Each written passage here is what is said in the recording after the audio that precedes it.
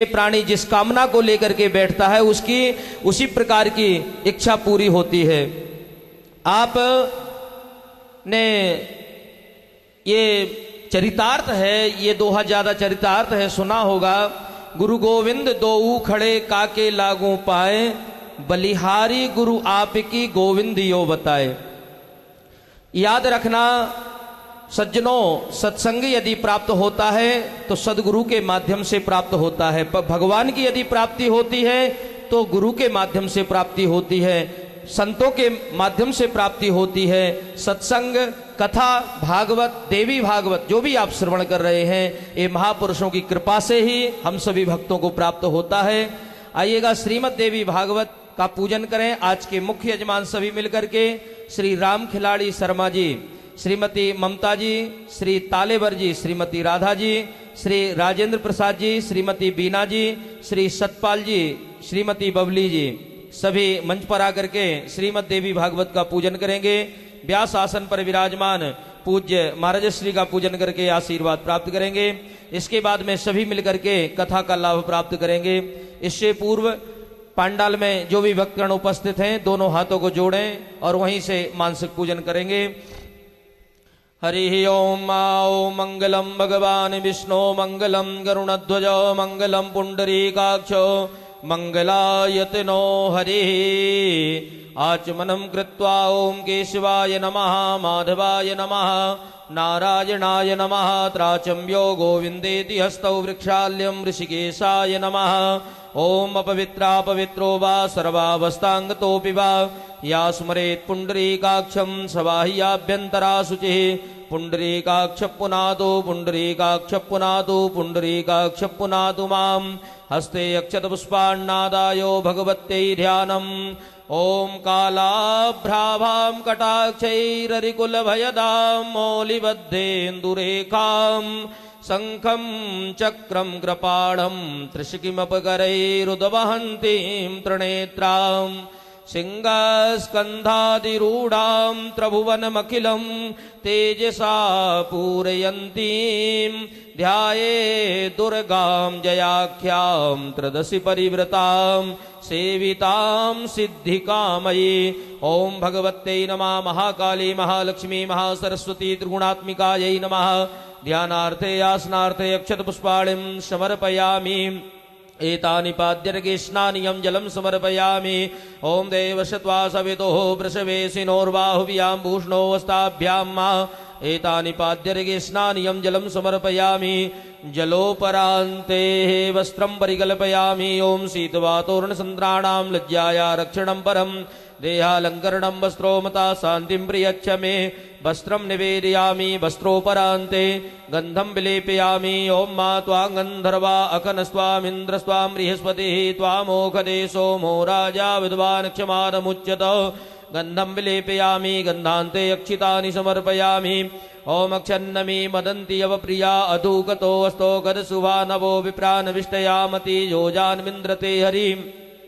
अक्षितानि समर्पयामि। अक्षितान्ते पुष्पाणिं परिकल्पयामि। माल्यादीनि सुगन्धीनि मालित्यादीनि वै प्रभो मया हृतानि पुष्पाणि पूजार्थं प्रतिगृह्यताम्।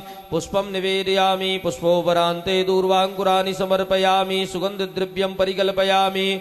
ओम त्र्यम्बकं यजामहे सुगन्धिं पुष्टिवर्धनं मा उर्वारुक्म्यो वन्दनान् मृतोर्मुक्षीयमामृतात्। सुगन्धिद्रव्यं परिकल्पयामि। मनसा धूपं दीपं निवेदयामि। नैवेद्यम् ओम नाभ्यायासेदन्तरिक्षगुंसेष्णोर्द्यौः समवर्तत।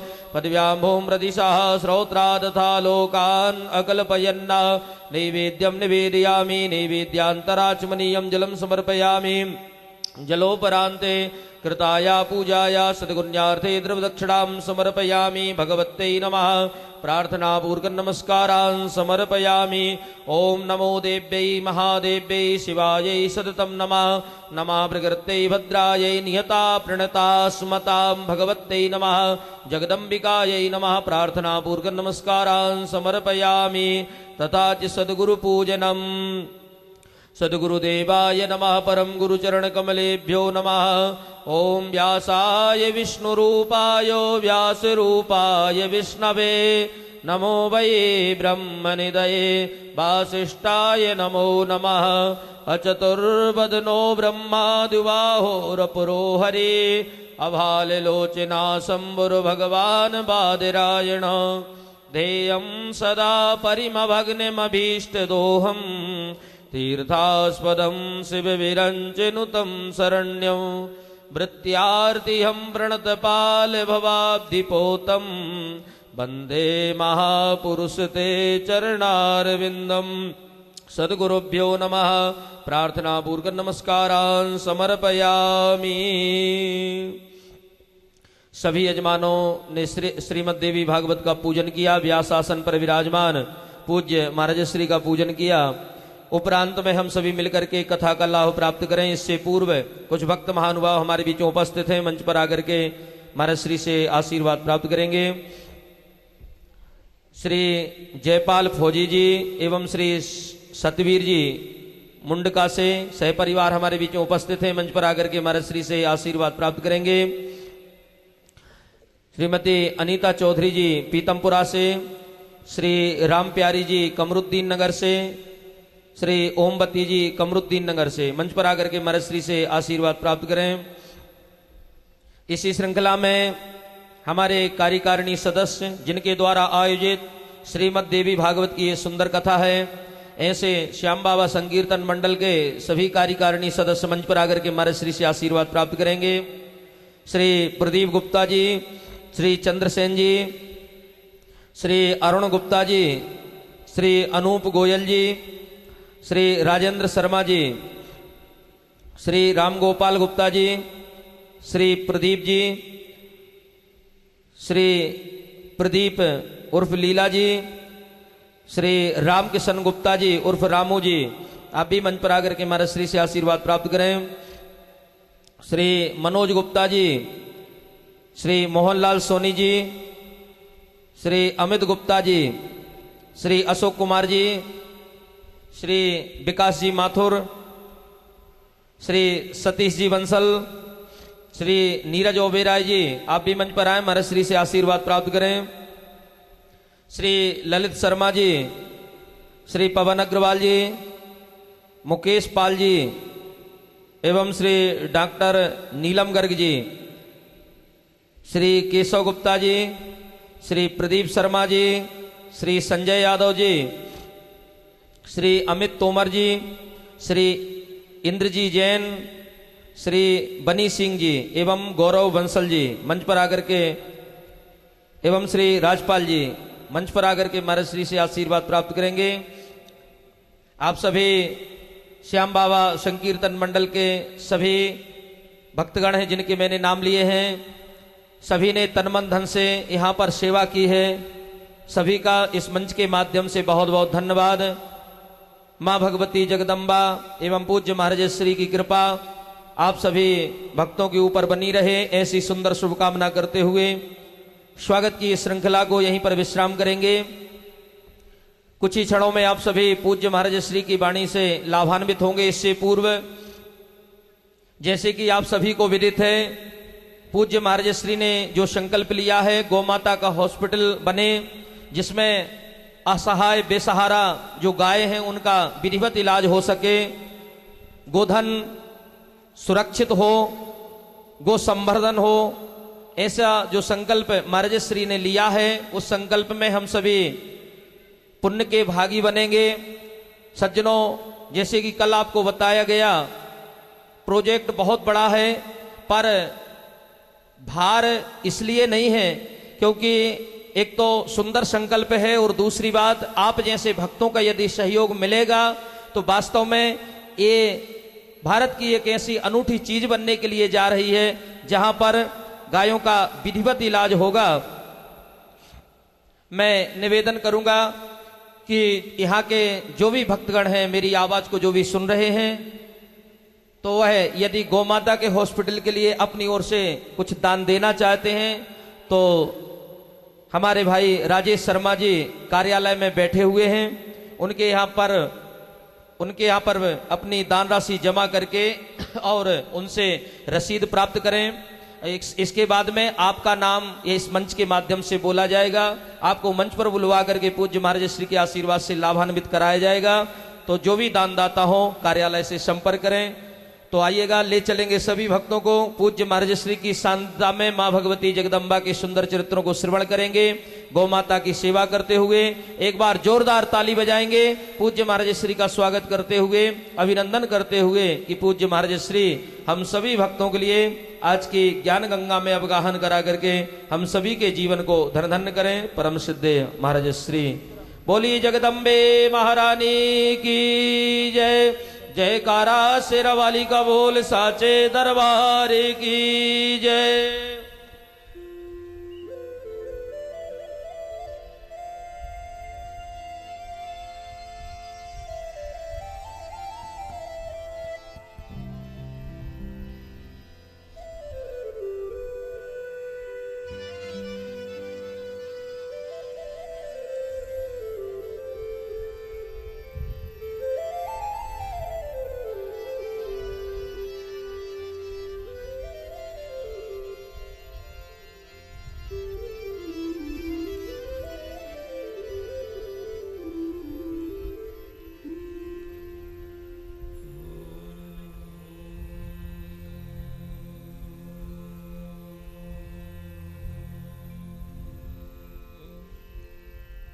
नमो भगवते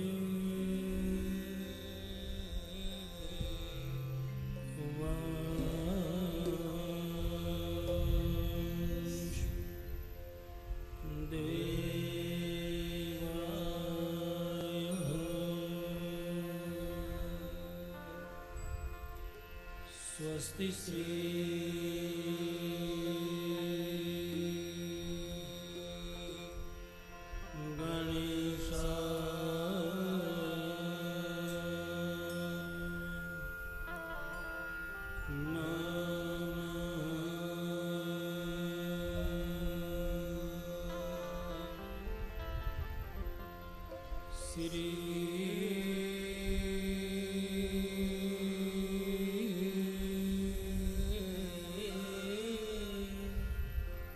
सरस्वती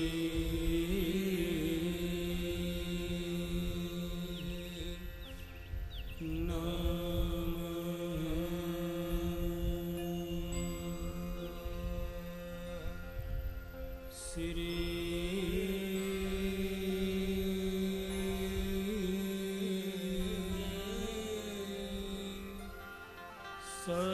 सद्गुरुभ्यो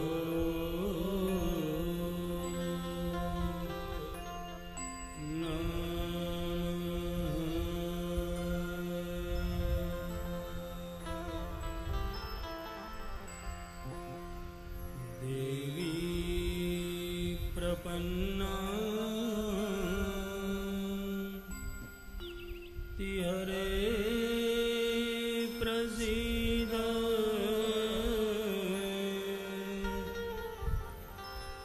प्रसीद मातर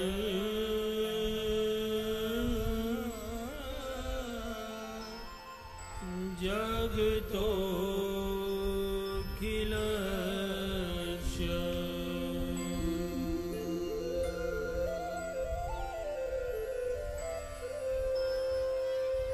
प्रसीद विश्व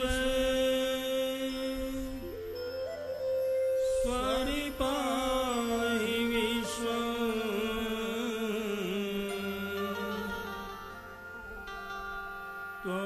त्वमीश्वरी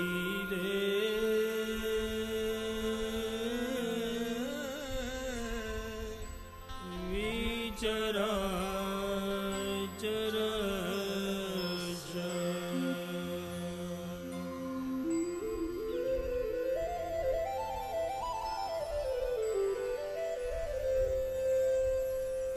श्री स्वयं सुकृतिना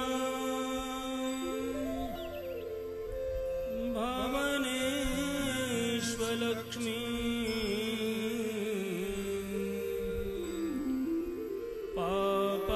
पापात्मना कृतधिया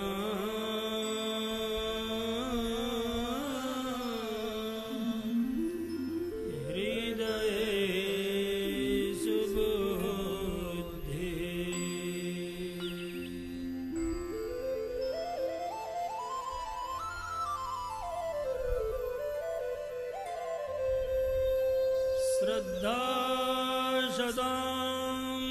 जनः प्रभवस्य लज्जा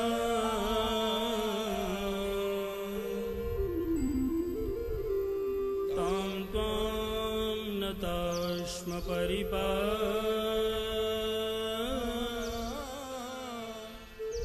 लय देवि विश्वम्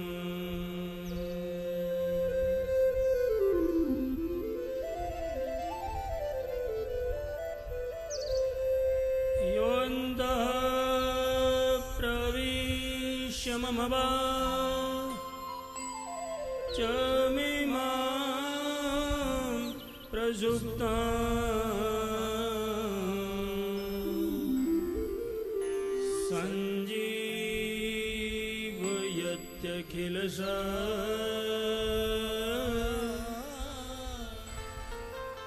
सञ्जीवयत्यखिलशक्तिधर स्वधाम्ना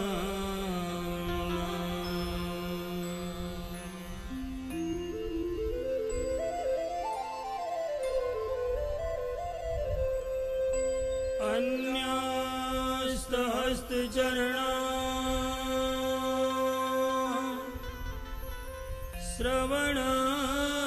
श्रवणत्वगादि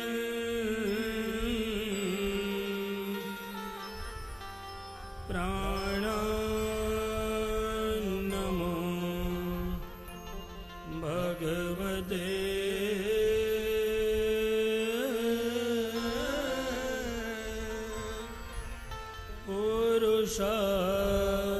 पुरुषाय तोभ्यं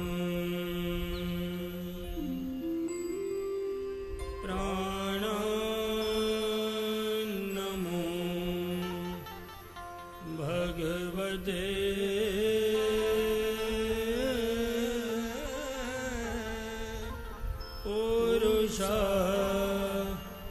पुरुषाय तोभ्यं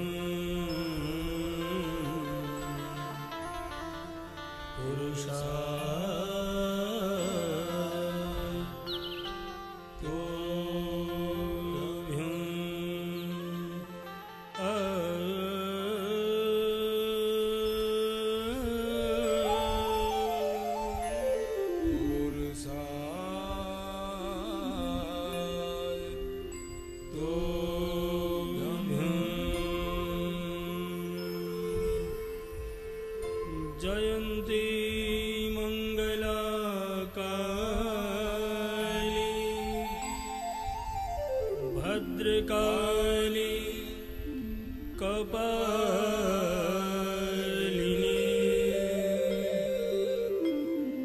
दुर्गा क्षमा शिवधात्री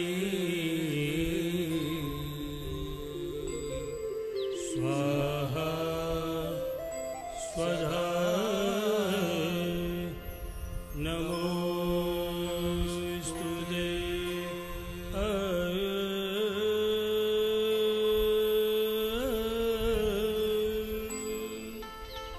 स्वाहा स्वधा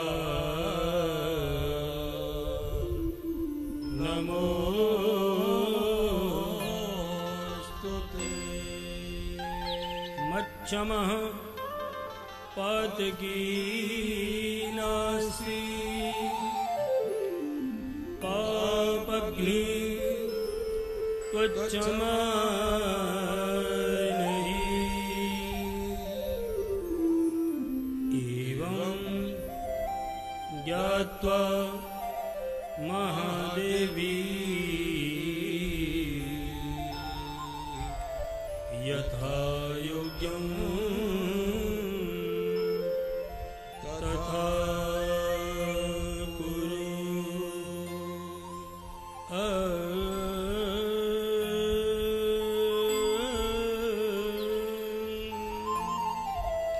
यथा योग्यं तथा कुरु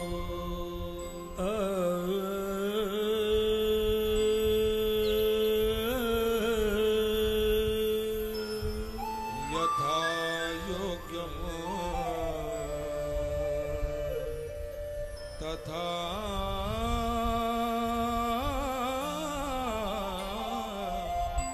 कुरु।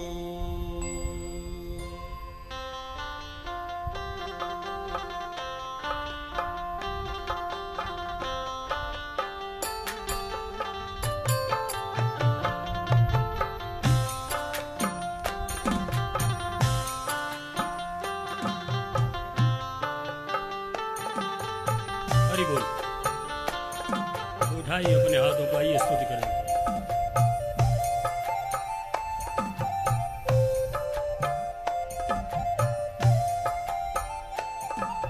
हरि बोल।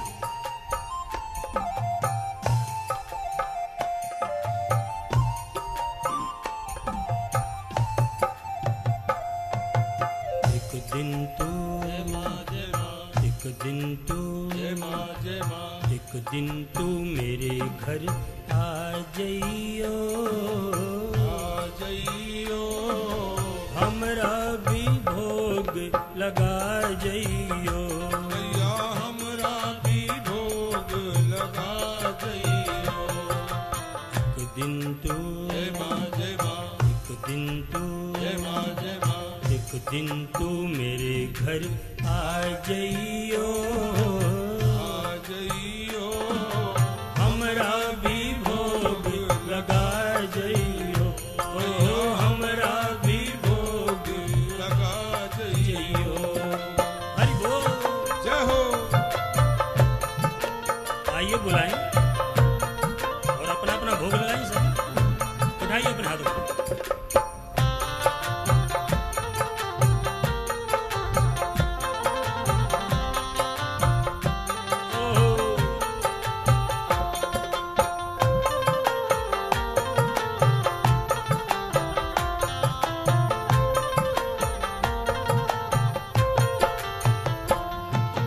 दानों की पुकार हो या भक्तों की टेर, दानों की पुकार हो या भक्तों की टेर, धानों की पुकार हो या भक्तों की टेर, दानों की पुकार हो या भक्तों की टेर, आती हो दौड़ी नहीं करती हो देर, आती हो दौड़ी नहीं करती हो देर।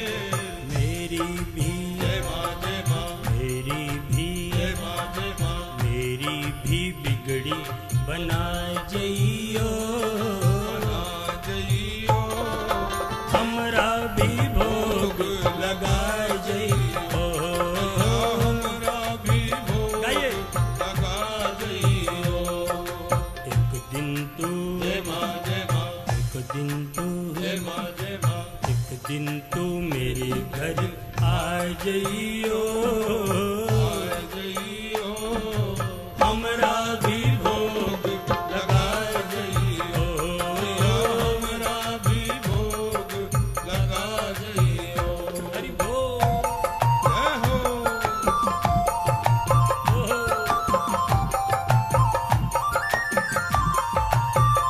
जय जय। करिए सभी मन लगा करके स्तुति।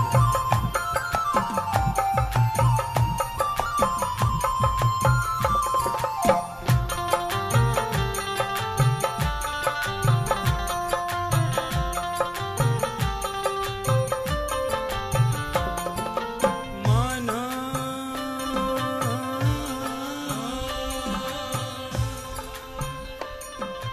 माना तेरे दर से मेरा घर बड़ी दूर, माना तेरे दर से मेरा घर बड़ी दूर, माना तेरे दर से है घर बड़ी दूर, माना तेरे दर से मेरा घर बड़ी दूर, किंतु जोता वाली तुम आना जरूर, किंतु जो तवाली तुम आना जरूर।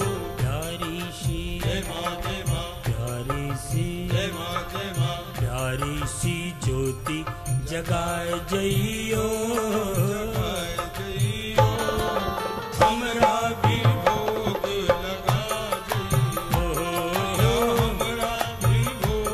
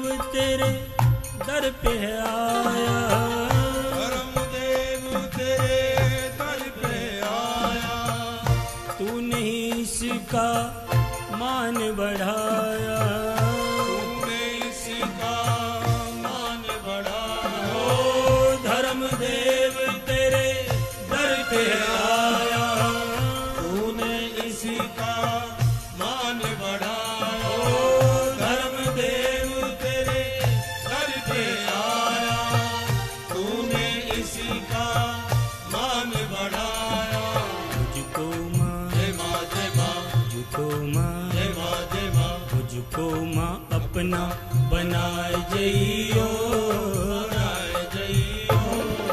हमरा भी भोग लगाए जइयो, हमरा भी भोग लगाए जइयो। एक दिन तू, जय माँ जय माँ, एक दिन तू, जय माँ जय माँ, एक दिन तू मेरे घर आ जइयो, आए जइयो। हमरा भी भोग लगाए जइयो। मैया हमरा भी भोग लगाए जइयो। जय माँ, जय माँ, जय माँ, जय जय माँ, जय माँ, जय माँ जय माँ।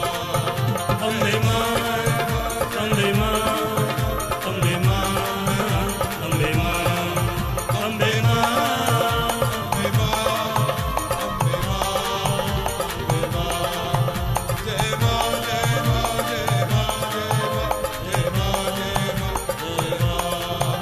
जय माँ, जय माँ,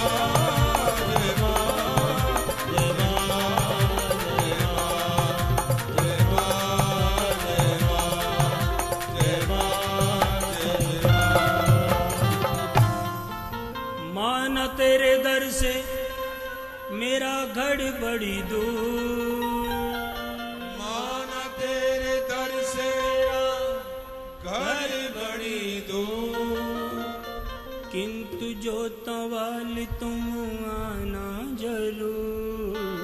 किंतु जो तवाल तुम आना जरूर। प्यारी सी, जय माँ जय माँ, प्यारी सी, जय माँ जय माँ, प्यारी सी जोत जगाए जइयो, जगाए जइयो। हमरा भी भोग लगाए जइयो।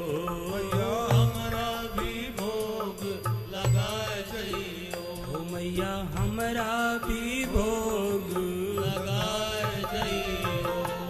जयकारा शेरावाली का। बोल साचे दरबार की जय। बोलिया सचिया जोता वाली माता बड़ी सदा ही जय। देवी भागवत महापुराण की, व्यास भगवान की, श्री सुखदेव जी महाराज की, लाटा वाली माता तेरी सदा ही जय। परम मंगलमय परात्पर अखिलेश्वर अकारण करुणा वरुणालय भक्तवंश कल्पतरु महाराज राजेश्वरी त्रिपुर सुंदरी आद्याशक्ति के चरणों में बैठकर आइए निवेदन करें माँ, आप ही ब्रह्मा को सर्जन की शक्ति प्रदान करती हैं, आप ही विष्णु को पालनी शक्ति प्रदान करती हैं और आप ही शंकर को संहारणी शक्ति प्रदान करती हैं। जो हम मनुष्यों के अंदर चार रूपों में बैठी है, परा, पश्चंती, मध्यमा और वैखरी, इसलिए हे माँ हमें कथा सुनने की और कथा कहने की शक्ति प्रदान करो।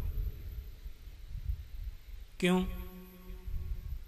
क्यों जब तक शक्ति नहीं आएगी तुम शक्तिमान नहीं बन सकते, तुम धनवान नहीं बन सकते, तुम ऐश्वर्यवान नहीं बन सकते। यदि तुम्हारे घर में ऐश्वर्य है, धन संपदा भरी हुई है, तुम्हारा शरीर स्वस्थ है, तो मान लीजिएगा तुमने पूर्व जन्म में भगवती की आराधना की होगी और तुम मेहनत कर रहे हो, धन संपदा नहीं है, घर में परेशानी पे परेशानी आ रही है, तो मान लीजिएगा सज्जनों तुमने भगवती की आराधना नहीं की। क्योंकि भगवती की आराधना करने के बावजूद धन की कमी नहीं रहा करती, लेकिन उससे पहले थोड़े नियमों को लागू कर लेना चाहिए। जिस परिवार के ऊपर भगवती कृपा कर देती है उस परिवार में दो चीजों का प्रादुर्भाव जरूर होता है। कौन सी दो चीजें? उस परिवार में महात्मा या परमात्मा जरूर ही आया करता है। मेरे भाई थोड़े से पंखे को इधर कर दो, तुम खड़ा हो जाओ, जल्दी खड़ा हो। थोड़ा सा, बस बस, ज्यादा कर दिया, बस बस बस, जाइए। जिस परिवार के ऊपर मां भगवती की कृपा हो जाती है वहां परमात्मा या महात्मा जरूर ही आया करते हैं, लेकिन उसके लिए सूत्र है।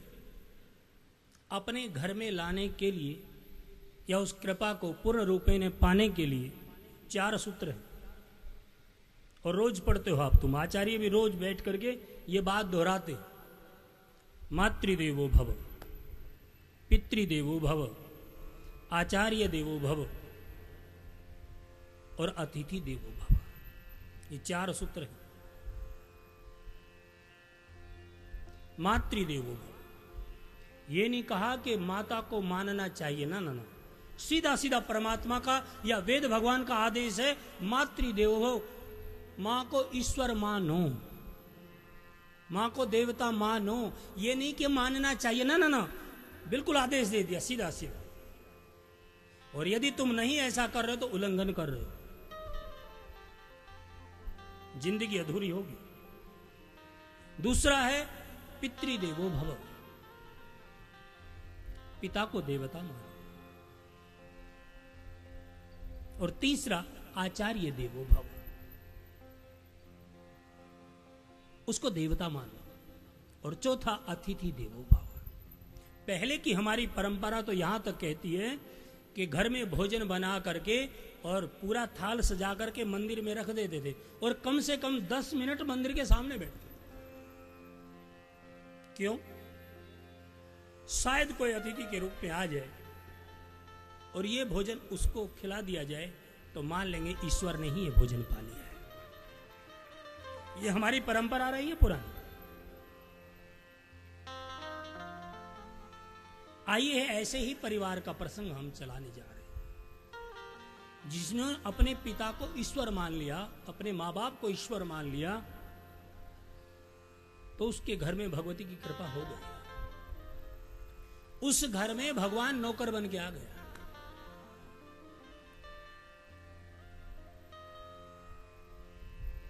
और वो परिवार है पितामह भीष्म का, जिसने मान लिया था पिता स्वर्ग है, पिता धर्म है, पिता ही परमम तपः, प्रीति प्रीति मापन्य प्रियंते सर्व देवता, कि इसमें ही सब कुछ।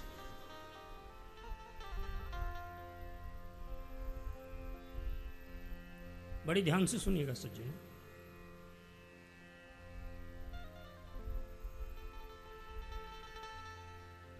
लेकिन ऐसी मान्यता देने वाला इस धरती पर कौन आ गया? पितामह भीष्म। कौन है ये पितामह जो इस धरती पर आकर के इन चारों चीजों का पालन कर रहा है? कौन है? ये धरती पर रहने वाली चीज नहीं है, तो ये तो श्रापित होकर के आया है। कौन है ये? अष्टवसुओं में देव नाम का वसु। क्यों आया धरती पर? एक महामाया के उपासक, मां भगवती के उपासक ने इसको श्रापित किया, इसके कारण धरती पर आना पड़ा। क्यों? क्योंकि उन्होंने उनके आश्रम पर जाकर के नियम का उल्लंघन किया। इसलिए कहां आए? किसने श्रापित किया? एक बार अष्टवसु, बड़ी ध्यान से सुनिएगा, इस धरती पर आए कुलगुरु वशिष्ठ के आश्रम पर। और जो ही कुलगुरु वशिष्ठ के आश्रम पर आए, कुलगुरु ने अच्छा आतिथ्य किया, वहीं आश्रम में आराम किया। सुबह सुबह उठ करके कुलगुरु भ्रमण करने के लिए चले गए,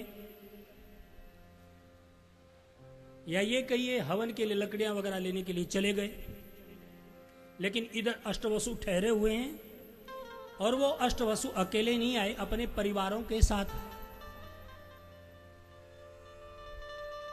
और जो ही आए, वहां कामधेनु की पुत्री नंदिनी गौ है आश्रम पर, बहुत प्यारी है, बहुत सुंदर। उसको देख करके देव की पत्नी ने कहा स्वामी, ये गाय बड़ी सुंदर है,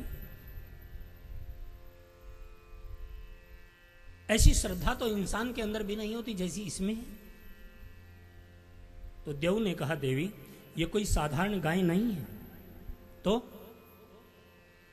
ये बड़ी अलौकिक गाय है। कैसे? कि इसका यदि दूध कोई पी ले, धरती पर रहने वाला भी, तो उसकी उम्र 10,000 वर्ष की हो जाए। अच्छा, इतनी अलौकिकता इसके दूध में? बिल्कुल है। कहा फिर इस गाय को ले चलो, इस गाय को चुरा लो। कहा, देवी चोरी करना तो पाप है, फिर तुम किस लिए कह रही हो कि इसको चुरा लो? हमारी तो वैसे भी उम्र लंबी है, इस दूध को पी करके हम क्या करेंगे? कहा, मेरी एक सहेली धरती पर है, इसलिए उसको दूध पिलाना, उसकी उम्र लंबी हो जाएगी। उसने कहा, धरती पर रहने वाली सहेली के लिए गाय को चुरा लेना और उसको दूध पिला लेना, देवी पाप लगेगा, चोरी करना पाप है। कहा, मेरी सहेली को दूध पिलाना जरूरी है। महाराज श्रीमती जी हट गई। तो श्रीमती के कहने पर देव ने गाय को चुरा लिया।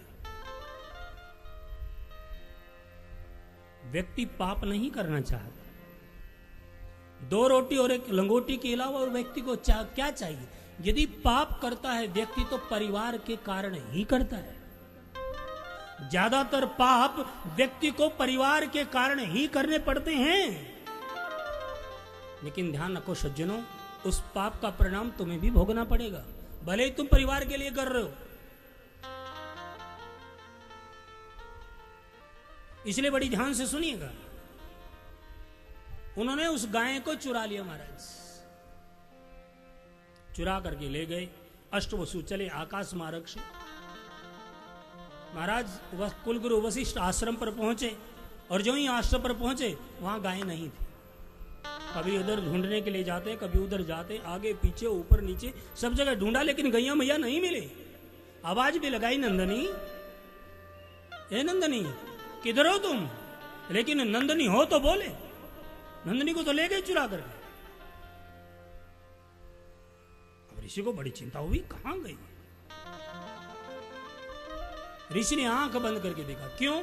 क्योंकि पहले के जो ऋषि मुनि थे वो मां भगवती के बड़े अच्छे उपासक होते थे, और जो मां भगवती का उपासक होता है उसको ये नहीं पहचाना पड़ता कि ये आदमी कैसा, कि ये आदमी कैसा, कि ये आदमी कैसा। नहीं, वो तो ध्यान लगाए पता कर ले कि इसमें ये कितने पानी में। क्या उसको किसी से पूछने की जरूरत नहीं है? कभी ये सोचो कि उसको पूछने की जरूरत है कि आदमी कैसा है? ना ना ना, वो तो आंख बंद करेगा और जान लेगा ये कैसा है।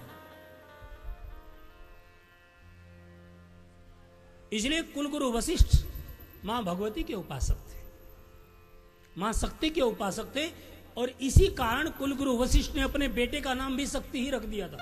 वो मां के अलावा किसी और को चाहता ही नहीं। इसलिए जो ही महाराज उन्होंने आंख बंद की तो सारा नजारा सामने आ गया। कैसे?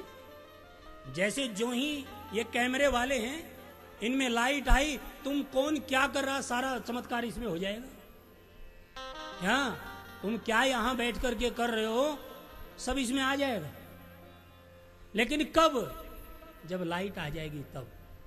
फोटो खींचने वाले होते हैं ना, सामने खड़ा करने के बाद कहेंगे जरा 1 मिनट, क्यों? अभी लाइट नहीं आई, पावर नहीं आई, और पावर आई है तो फिर कहेगा सावधान, रेडी, और तुरंत फिर वो बटन दबा देगा, ठीक है ना, और उसमें तुम्हारा चित्र आ जाएगा।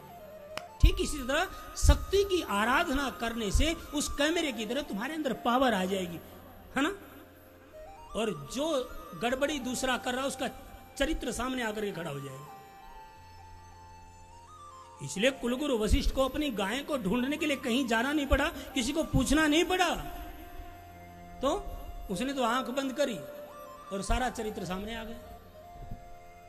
कुलगुरु वशिष्ठ ने कहा, तुम वसु होकर के, तुम देवता होकर के ऐसा कर्म कर रहे हो। ये कर्म तो पृथ्वी पर रहने वाले को होते हैं। अरे यदि तुमने ले जाने दो कम से कम पूछ लेते तुम लोग। ऐसे बगैर बताए ले जाना अच्छी बात नहीं है। इसलिए जाओ, मैं तुम्हें श्राप देता हूं कि तुम्हें धरती पर आना पड़ेगा और इस भोग को तुम्हें भोगना पड़ेगा। और महाराज ऊपर से धरती पर आना तो एकदम नरक में आना है। पसीना आ गए सब, दौड़े दौड़े अष्टवसु आए और सारे कुलगुरु वशिष्ठ के चरणों में गिर गए और साथ कहने लगे महाराज हमने नहीं चुराई है, इसने चुराई है। कहा तुम भी साथ में थे ना, मूक समर्थन तुम्हारा भी था। जब ये चुरा रहे थे तो तुम भी तो कह सकते थे भाई ये गलत बात, ये करना ठीक नहीं है। इसलिए कहा नाथ हाँ ये गलती जरूर हो गई, हमने इसको बोला नहीं, लेकिन चोरी में हमारी कोई सलाह नहीं थी। कहा जाओ, आना तो पड़ेगा सबको धरती पर, लेकिन ऐसी कोई मां चुनो जो तुम्हें पैदा होते ही मार दे। जब तब जल्दी जा सकते हो, अन्यथा कोई उपाय नहीं। क्यों? अब तो आना पड़ेगा। क्यों? क्योंकि महात्माओं का नाम है तपोधन। क्या नाम है उनका? बोलो। क्यों? वो तुम्हारे धन के धनी नहीं है, वो तप के धनी है। इसलिए वो धनवान भी उन तपोधनों के चरणों में गिरते हैं आकर के, क्योंकि धन के धनियों से तप का धन बहुत बड़ा होता है। इसलिए उनकी वाणी कभी खाली नहीं हुआ करती। उन्होंने जो कह दिया सो होगा। इसलिए कुल गुरु वशिष्ठ ने कहा भाई होगा तो जरूर, अब तो निकल गया मोक्ष, लेकिन कोई ऐसी मां चुनो जो तुम्हें पैदा होते ही मार दे। लेकिन हां, इसको तो 100 वर्ष रहना ही पड़ेगा धरती पर, इसको तो दंड भोगना ही पड़ेगा। ये तो चाहे कितना भी उपाय, इसको तो 100 वर्ष के लिए धरती पर भोगना ही पड़ेगा। और ऐसे श्राप को सिरोधार्य करके अष्टवसु चल। और इतने में एक दूसरी घटना घट गई। ये तो यहां से श्रापित होकर के चले, दूसरी घटना और घट गई। एक क्या? एक महाभीष नाम के राजा थे, इक्ष्वाकु वंश के, बड़े ही धार्मिक कर्मनिष्ठ। उन्होंने 1000 अश्वमेध यज्ञ किए और 100 वाजपेयी यज्ञ किए। और इन यज्ञों के कारण सीधा संबंध इंद्र से हो गया। और एक बार ब्रह्मा की सभा में एक सांस्कृतिक कार्यक्रम रखा गया और उसमें सारे देवी देवताओं को बुलाया गया। लेकिन ये देवकोटि से भी ऊंचे जा चुका था महाभीष नाम का राजा, क्योंकि जो व्यक्ति जिंदगी रहते रहते 100 यज्ञ कर लेता है तो वो इंद्र पद का अधिकारी हो जाता है। और इसने तो 1000 तो अश्वमेध यज्ञ किए और 100 वाजपेयी यज्ञ किए। ये तो ब्रह्मलोक का अधिकारी हो गया। इसलिए इसको भी बुलाया गया हो। आप भी आइए। सारे ब्रह्मलोक में पहुंचे और पहुंचने के बावजूद प्रोग्राम शुरू हुआ। मां गंगा आदि भी पधारी वहां। लेकिन सज्जनों, मां गंगा बहुत पतले कपड़े पहन के चली गई वहां, जिसमें पूरा अंग प्रदर्शन हो रहा था, शरीर दिख रहा था। जरा ध्यान रखना इन बातों का भी। क्यों? क्योंकि नारी एक रत्न है और तुम हीरे को, डायमंड को, सोना को, चांदी को छिपा के रखते हो, है ना? क्यों? बाहर रखोगे तो कोई चुरा कर ले जाए। ठीक इसी तरह नारी भी एक रत्न है, उसको अपने अंगों को छुपा करके रखना चाहिए, नहीं तो कुछ न कुछ गड़बड़ होगी।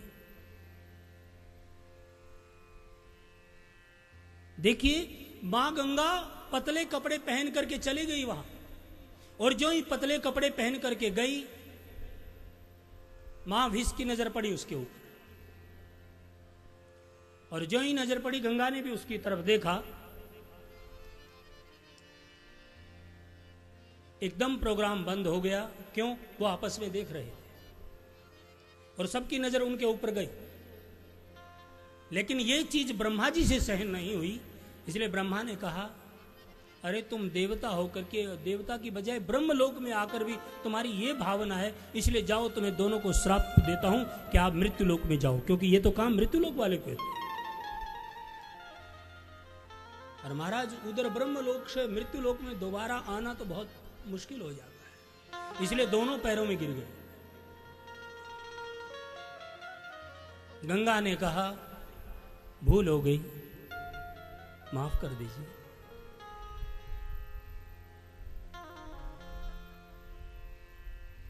उन्होंने कहा, माफी तो नहीं मिलेगी, कोई ऐसा उपाय करो कि तुम एक बार धरती पर जाकर के वापस आ जाओ। वही गंगा इस धरती पर आकर शांतनु के साथ शादी करती। वही महाविष प्रदीप नाम के राजा के घर शांतनु बन के आते।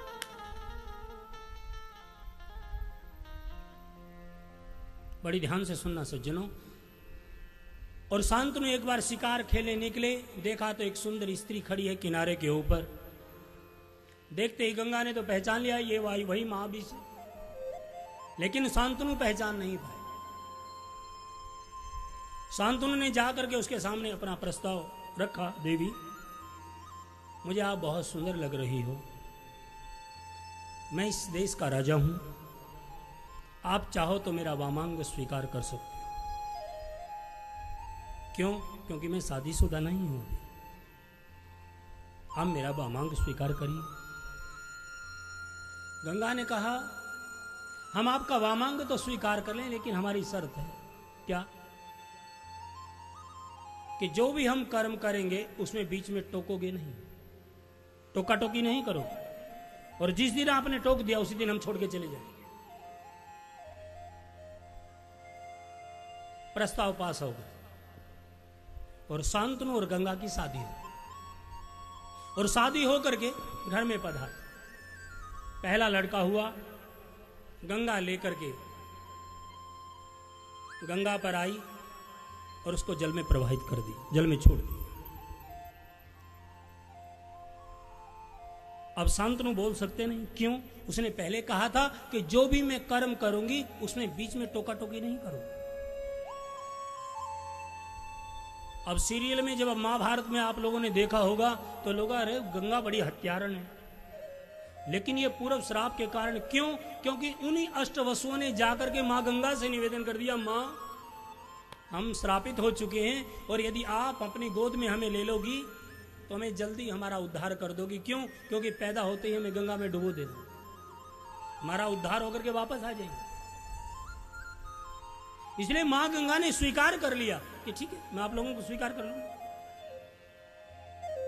वही अष्टवसु अब बेटे बन के आ रहे हैं। किसके? गंगा के। पहला बच्चा हुआ, गंगा में डुबो दिया। दूसरा बच्चा हुआ, वो भी गंगा में डुबो दिया। तीसरा बच्चा हुआ, वो भी गंगा में डुबो। ऐसे करके 7 बच्चों को गंगा में डुबो दिया। शांतनु को बलि गलानी हुई। अरे कैसी औरत है ये, बच्चे को पैदा करती है और डुबो देती है, बच्चे को पैदा करती है और डुबो देती है। 8वां बच्चा जब पैदा हुआ और उसको लेकर के चली, शांतनु पैरों में गिर गई। देवी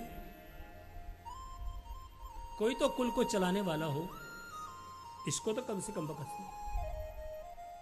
गंगा ने कहा, बस राजा, अब मैं आपके पास नहीं हूं, क्योंकि मैंने पहले ही कहा था जिस दिन आपने टोका उसी दिन मैं छोड़ के चली जाऊंगा। अब मैं आपके घर में नहीं रहूंगा।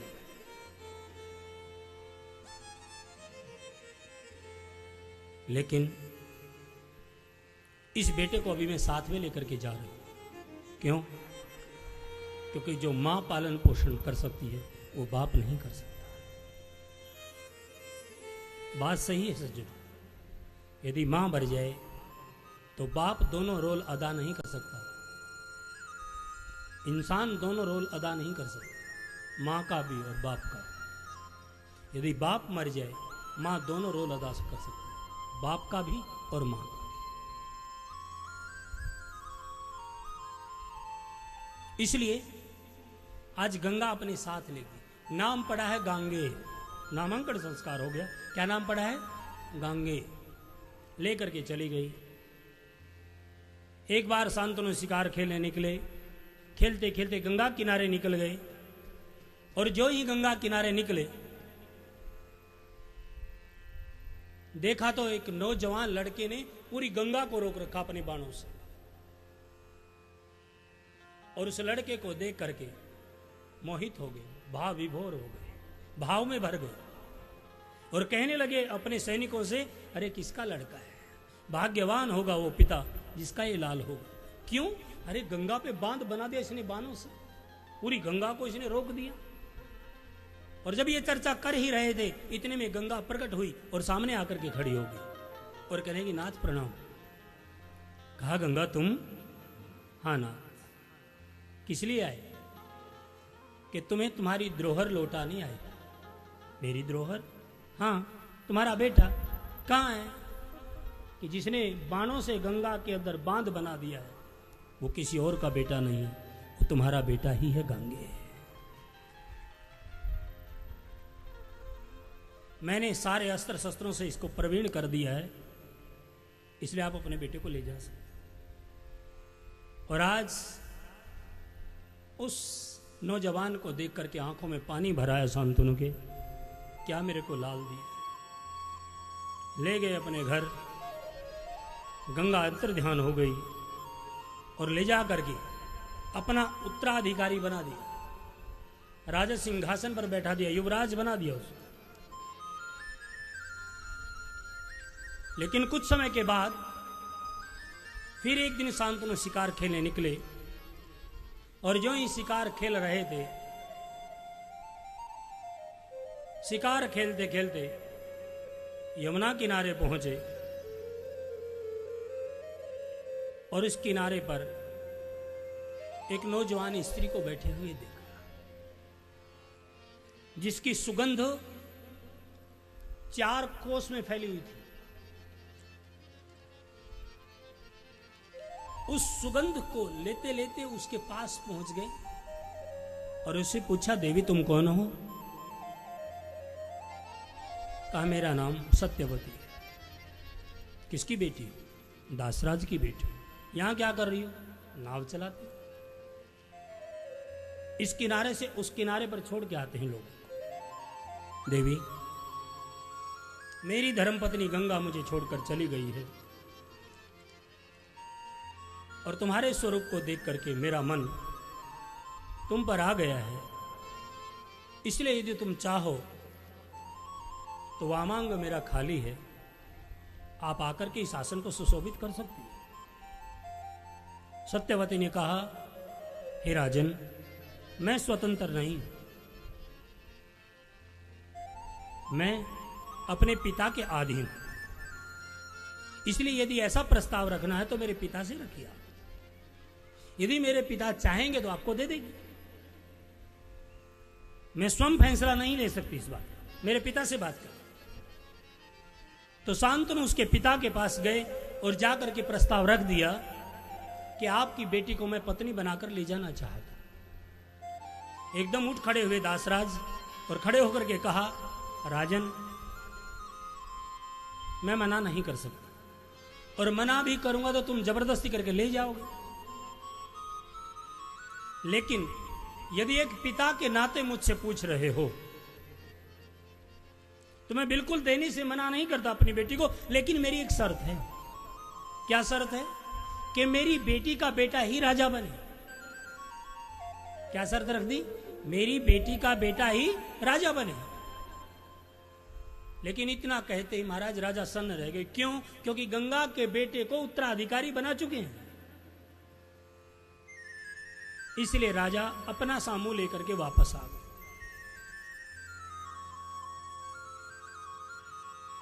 और घर में आकर के शांतनु उदास रहने लगे, कमरे से बाहर ही ना निकले। क्यों? एक बार मन को कोई चीज पसंद आ जाए और वो ना मिले तो वो व्यक्ति परेशान हो जाता है सज्जनों, उसकी नींद हराम हो जाती है। शांतनु परेशान हो गया, उदास हो गया। गांगे रोज प्रणाम करने जाते हैं अपने पिता को, लेकिन अपने पिता को परेशान देखते हैं। एक दिन देखा, 2 दिन देखा, 1 सप्ताह गुजर गया, महीना गुजर गया। आखिरकार देवव्रत से नहीं रहा गया, गांगे से नहीं रहा गया, और एक दिन हाथ जोड़ करके बैठ गए पिता के चरणों में और कहने लगे, पिताश्री एक बात पूछूं, बुरा ना मानो तो। हाँ बेटा पूछो। मैं कुछ दिनों से देख रहा हूं आप बहुत परेशान और भाग्यहीन हो बेटा, जिस बेटा बेटी के रहते हुए माँ बाप परेशान हो जाए। इसलिए हे पिताश्री आप अपने मन की पीड़ा मेरे सामने रखो, ताकि यदि मेरे से हो सके तो मैं उस समस्या का समाधान करूं। आप रखिए अपनी बात, क्या बात है। अब कैसे कहे कि मैं शादी करना चाहता हूं, क्यों? क्योंकि लड़का शादी के काबिल है, लड़का नौजवान हो चुका है, और वो कैसे कहे कि मैं शादी करना चाहता हूं। इसलिए कहा नहीं बेटा ऐसी कोई बात नहीं है, ऐसे ही बस। नहीं बताया, उठ करके चल पड़े गांगे और चल करके मंत्रिमंडल को इकट्ठा किया। जो बड़ी उम्र के मंत्री थे उनको इकट्ठा किया और कहने लगे, हे मंत्रीगण आप मेरे पिता तुल्य हैं, इसलिए आप लोगों से हाथ जोड़ करके प्रार्थना करता हूं। क्या आजकल मेरे पिता बड़े परेशान, न जाने कौन सी बात है उनके दिल में, लेकिन मुझे नहीं बताना चाहते। कुछ बातें ऐसी होती हैं कि जो बेटे को बताई नहीं जाती, लेकिन आप तो उनके मित्रवत हैं, आप तो उनके साथी हैं, हम उम्र हैं, शायद वो बात आप लोगों के सामने रख दे। तो मैं हाथ जोड़ के प्रार्थना करता हूं, जरा पूछो ना मेरे पिता के दिल में क्या है, क्योंकि मुझसे मेरे पिता की परेशानी देखी नहीं जाती। महाराज जो मित्रवत थे उन्होंने जाकर के पूछा शांतनु से, और जब शांतनु से पूछा उसने बता दिया कि मैं सत्यवती के साथ शादी करना चाहता हूं, इसलिए मैं परेशान। और जब इस बात का पता गांगे को लगा, देवव्रत को लगा, 3 नाम है इसके, गांगे पहला नाम, दूसरा देवव्रत और तीसरा पढ़ने वाला भीष्म। बड़ा ध्यान से सुनिएगा।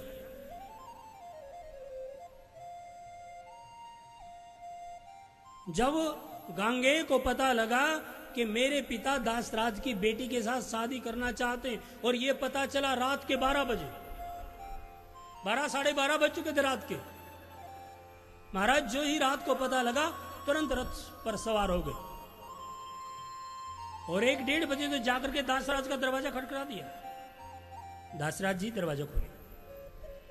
दासराज अपनी झोंपड़ी से निकल के आए और कहने लगे, कहिए राजकुमार क्या बात है, इतनी रात को आपको आने की जरूरत क्या पड़ गई? आप आदेश कर देते, किसी दूत को भेज देते, हम दौड़े दौड़े चले आते, क्या बात है? नहीं दासराज, आज मैं कोई विशेष काम से आया हूं। कहो क्या काम है? कि मैं आपकी बेटी को अपनी मां बनाकर ले जाना चाहता हूं। दासराज ने कहा, देवव्रत, गांगे, तुम मेरी बेटी को अपनी पत्नी बना करके ले जाओ, उससे हर्ष दे दूंगा। तुम मेरी बेटी को अपनी पत्नी बना करके ले जाओ, मैं सहर्ष दे दूंगा, मैं मना नहीं करूंगा।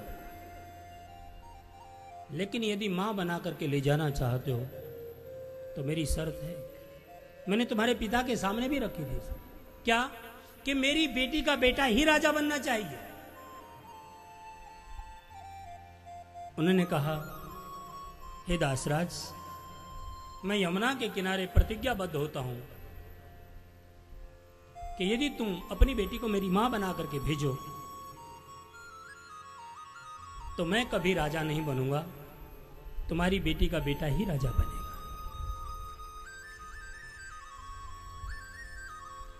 कहा, देवव्रत, तुम अपने अधिकार को खो रहे हो।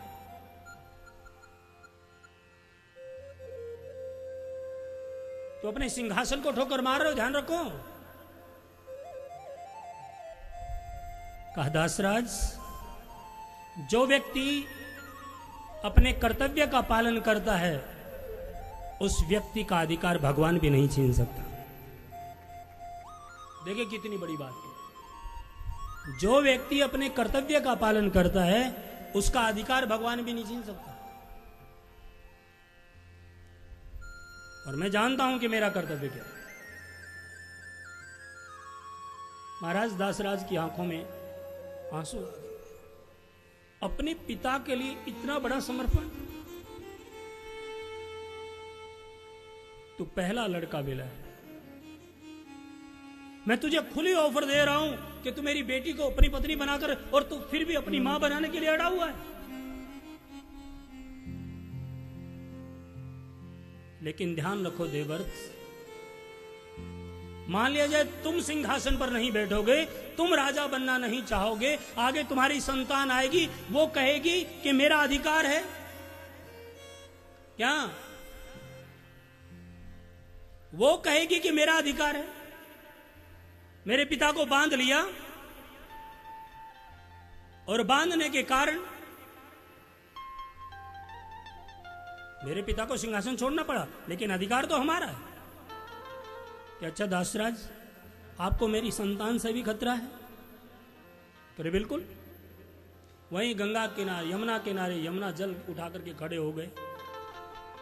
गंगा जल उठा करके खड़े हो गए और कहा, दासराज, मां गंगा की सौगंध खा कर कहता हूं, यदि तुमने अपनी बेटी को मेरी मां बना करके भेजा मेरे साथ, तो मैं जिंदगी भर शादी ही नहीं करूंगा।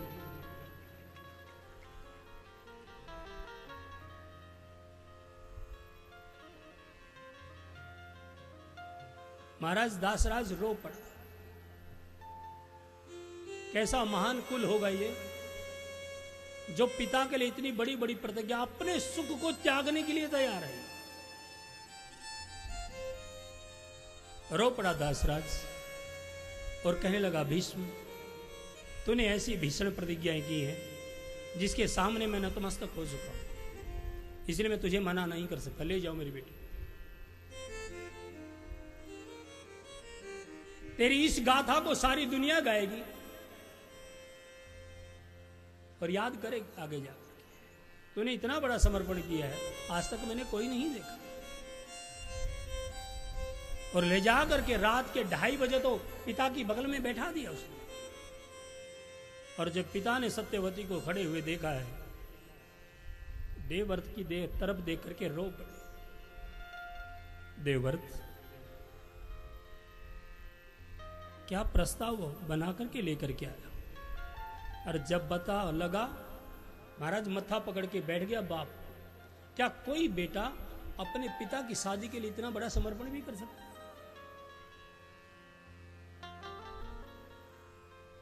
रो पड़ा और कहा, देवव्रत, भीष्म, मैं कुछ और तो नहीं दे सकता, लेकिन मैं तुझे ये आशीर्वाद देता हूं, ये वरदान देता हूं कि यदि तेरी मौत भी आएगी तो तेरे से पूछ करके आएगी।